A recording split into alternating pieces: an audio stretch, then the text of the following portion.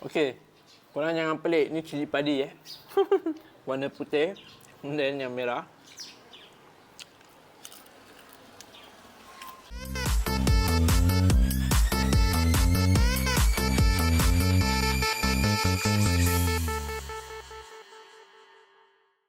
Sabai guys. Okay, welcome back to my channel. Alright, so hari ini aku nak present kat korang ada satu makanan daripada Cambodia, iaitu traditional food from Cambodia. Diorang panggil num bancok ataupun laksa noodle. And num bancok sebenarnya maksud num tu adalah kuih, bancok adalah suap. Suap kuih ataupun kuih yang disuap. Tapi aku tak tahu kenapa diorang panggil num bancok as a laksa noodle. Tu biar orang Cambodia je yang tahu. Okay, so kalau korang pergi kedai ataupun pergi mana-mana dekat street food, korang cakap num bancok, diorang tahulah laksa noodle. Alright, so di samping laksa ni, diorang ada juga ulam-ulam diorang. Okay, aku present korang sikit ulam-ulam dia. Ada yang some aku tak tahulah apa ulam apa, kita jarang nampak. Okey, yang ini adalah diorang panggil frog leg. Frog leg. Dalam Melayu aku tak tahu apa benda ni. Okey, tapi bolehlah dimakan. Memang semua ulam ni boleh dimakan. Yang ni korang tahulah cili padi kan.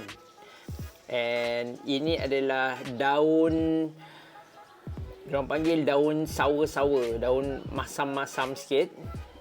Kemudian kalau korang tahu dia punya maksud, korang boleh komen kat bawah. Sebab aku try dapatkan dalam bahasa Melayu tak jumpa. Dan yang ini, ni confirm korang tahulah, ni ulam raja. Kemudian apa lagi ada dekat sini? Oh, kacang panjang. Kemudian limau. Alright. So ini adalah diorang punya sampingan lah untuk makan dengan laksa ni. Alright. So kita cuba try. Jom. Bismillahirrahmanirrahim. Allahumma barik lana fima razaqtana wa qina adzabannar. Amin. Okay, so laksa diorang ni memanglah beza sangat dengan kita. Sebab laksa diorang ni kalau korang tengok very thick. And ingredient dia aku dapat tahu, diorang gunakan ikan toman. Dan isi ikan toman tu diorang akan ambil isi dia dan diorang akan rebus dengan buduk. Kemudian diorang akan ambil air dia untuk jadikan kuah.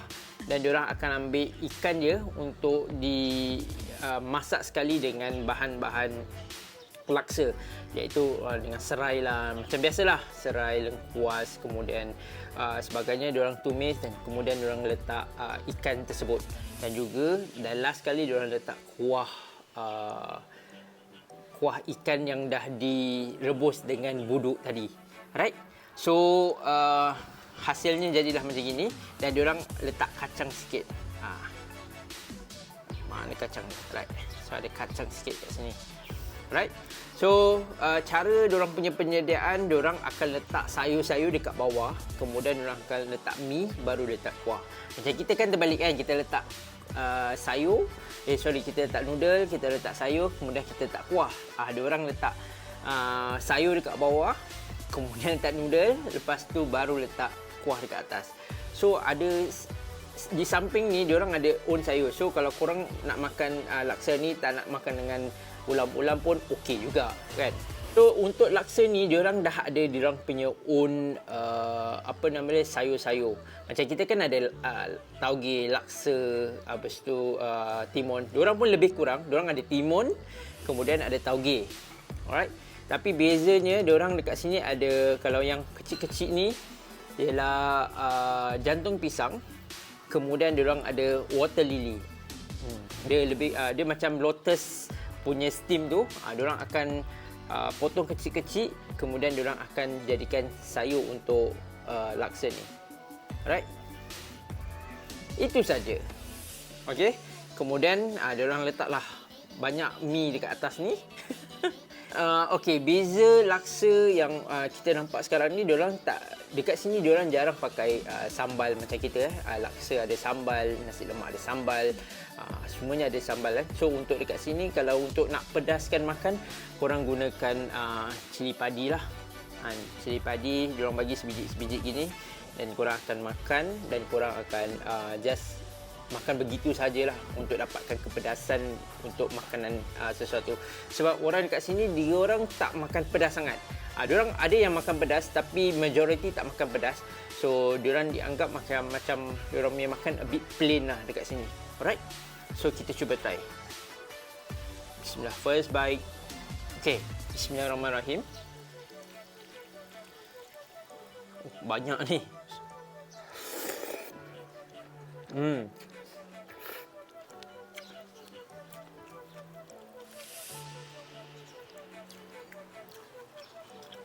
First bite, aku boleh rasa dia punya ingredient dia memang diorang masak agak pekat . Walaupun dia berair, tapi dia punya rempah-rempah dia semua rasa. Kemudian kita cuba try dengan dia punya yang sayur-sayur, ada lotus, kemudian ada apa nama dia, jantung pisang.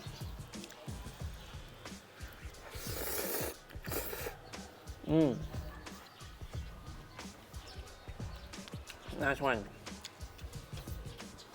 Okey, korang jangan pelik, ni cili padi warna putih, dan yang merah.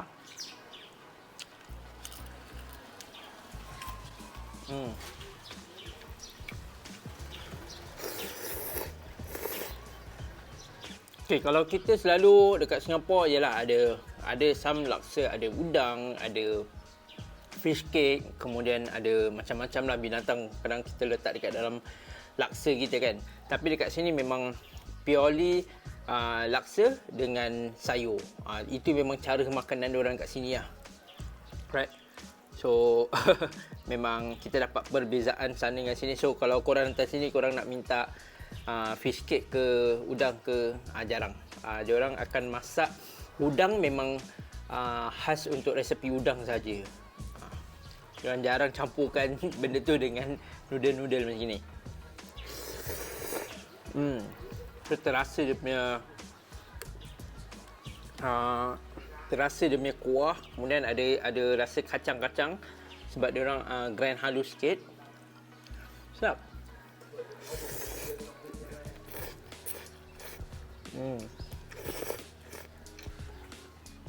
Aku kalau tak di sini macam makanan tu tak kit lah. Ni kalau ada sambal laksa kan, aku rasa memang go lah. Cuma yalah, kita tak nak break dia punya traditional punya makanan.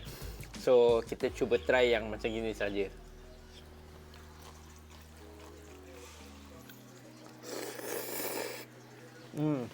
Kemudian yang korang suka sayur, memang pastinya benda-benda ini memang korang punya boleh dibuatkan untuk jadi tambahan.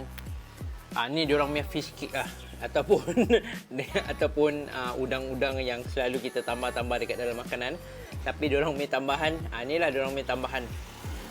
Okey, ada ulam raja, kemudian ada kacang. Ambil kau.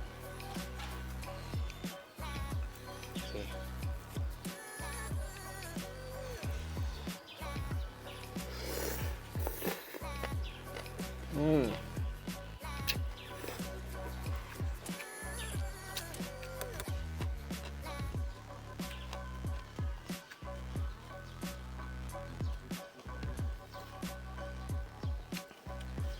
Rasa dia more mantap sebab sayur-sayur fresh yang ada kat sini.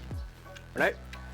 So tapi bagi korang yang tak suka sayur tu, memang sorry to say lah, memang okey lah. Ni kalau tak ada sayur untuk makan laksa pun is okey je kan. Right. Kemudian untuk korang nak bagi dia laksa dia nak bagi sour sikit ataupun nak bagi masam sikit, korang boleh letak limau.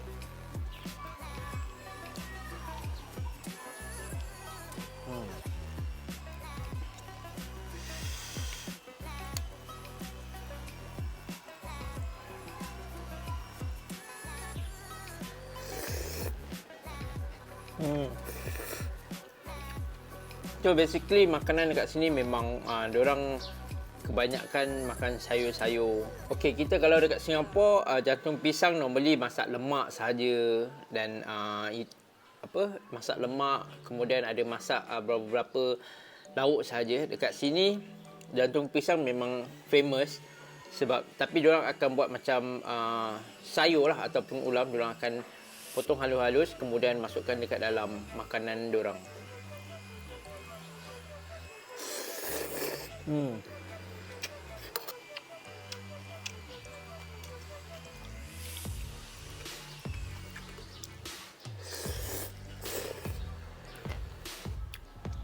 Okay, last kita cuba try frog leg ni. Sebab dia panggil frog leg ni sebab yang kata dia punya batang bawah dia macam bentuk katak tau kan. Frog leg tu ni dia pendek-pendek. Sebab tu dia panggil frog leg. Kemudian cara makan dia normally akan lipat macam ni kan. Kemudian dia just makan macam gitu, kemudian baru makan dengan mi. Ataupun kau nak letak dalam sini pun boleh jugalah. Right? But normally just makan, kemudian makan dengan mi. Try.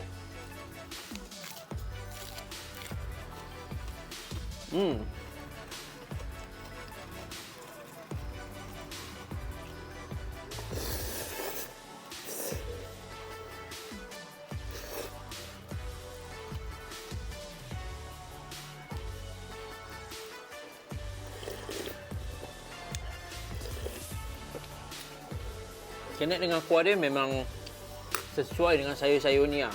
So, tapi kalau korang yang tak biasa, then tak apalah, korang jangan makan. So, dekat Singapura aku rasa sayur-sayur macam gini is jarang dapat lah. Melainkan kalau korang pergi Thai market ataupun korang pergi Vietnam market, mungkin korang akan dapat. Sebab kalau dekat sini memang sumber makanan diorang memang sayur-sayur sebab diorang banyak tanam tanaman. Sebab Singapura dah develop kan, so demand pun tak banyak, orang pun tak tahu sayur-sayur macam mana unless orang-orang lama yang introducekan makanan-makanan yang ulam-ulam tersebut kan. Macam kalau ulam raja ni memang okey lah, famous lah, orang makan dengan nasi ambeng dan sebagainya. Tapi yang macam frog leg ni sayur apa pun kalau ni aku cakap daun apa, korang cakap ni daun mana korang kau petik kan. Tapi daun ni ada fungsi untuk makan, memang jenis makanan ulam yang kita boleh makan. So kita mesti bersyukur lah kalau kita duduk dekat Singapura tu ataupun di even dekat Malaysia, kita punya makanan sayur-sayur semua dah quality check, semua datang daripada hasil ataupun sumber yang bersih dan sebagainya. Bukan aku cakap ni tak bersih cuma cara diorang makan dengan kita is berbeza. So memang kalau korang datang ke Cambodia, kalau korang tak boleh makan macam sayur-sayur macam gini ataupun makanan diorang gini, then please don't eat. Bukan aku tak nak bagi korang makan sebab kadang perut kita ataupun imun kita tak kuat untuk makan benda-benda macam gini. Tapi kalau yang korang boleh, then why not? Cuba try. Kalau korang rasa tak boleh, then korang just give a try. Macam yalah, makanan orang makanan asing kan. So this is the time that we try to eat other people's food and try other people's food, dia punya taste dan sebagainya kan.